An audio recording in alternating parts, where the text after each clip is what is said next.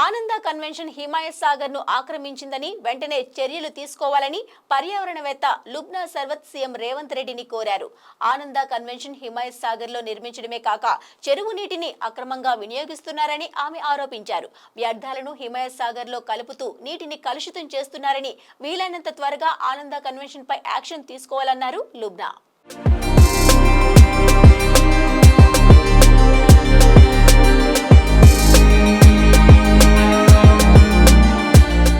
పర్యావరణవేత్త లుబ్నా సర్వత్ మరో బాంబు పేల్చారు.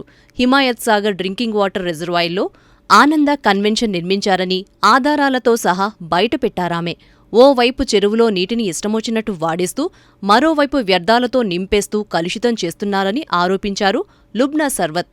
అలాగే హెచ్ఎండిఏ, హెచ్ఎండబ్ల్యూఎస్ఎస్బీ వెబ్సైట్స్లో హిమాయత్ సాగర్, ఎఫ్టీఎల్ బఫర్ జోన్ల మ్యాప్లు అప్లోడ్ చేసి లేవని, హిమాయత్ సాగర్ రిజర్వాయర్ జియో కోఆర్డినేట్ల కోసం ఆర్టీఐని సంప్రదిస్తే వారి నుంచి కూడా సమాధానం లేదని, వీటన్నింటిపై దృష్టి పెట్టి వెంటనే సమస్యను పరిష్కరించాలని కోరారు.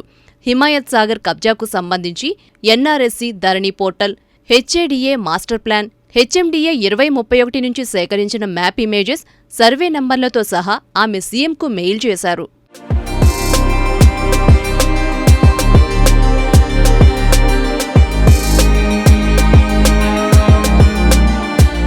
అలాగే మాజీ మంత్రి కేటీఆర్ పర్యవేక్షించిన హెచ్ఎండబ్ల్యూఎస్ఎస్బీ గత 10 ఏళ్లుగా అక్రమ నిర్మాణాలపై చర్యలు తీసుకోకుండా రిజర్వాయర్లో నీటిని తోడటానికే పరిమితమయ్యారని ముఖ్యమంత్రికి పెట్టిన మెయిల్లో లుబ్నా ఆరోపించారు.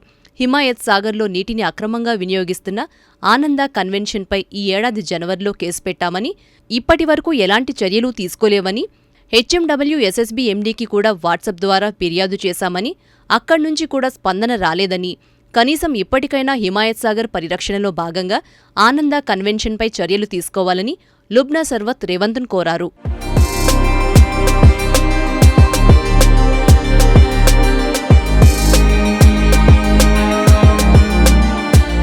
ఇప్పటికే ఆనంద కన్వెన్షన్ చుట్టూ వివాదం నడుస్తుంది.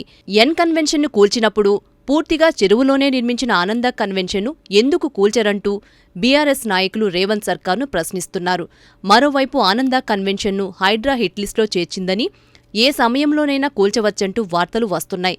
హిమాయత్ సాగర్ చుట్టుపక్కల మొత్తం స్థలాన్ని ఆనంద కన్వెన్షన్ ఆక్రమించిందంటూ ఇప్పటికే తీవ్ర ఆరోపణలు రావడం, పార్కింగ్ పేరుతో ఎఫ్టీఎల్ బఫర్ జోన్లను కబ్జా చేసినట్టు హైడ్రా పరిశీలనలోనూ తేలడంతో ఆనంద కన్వెన్షన్పై చర్యలుంటాయనే మాట గట్టిగా వినిపిస్తుంది.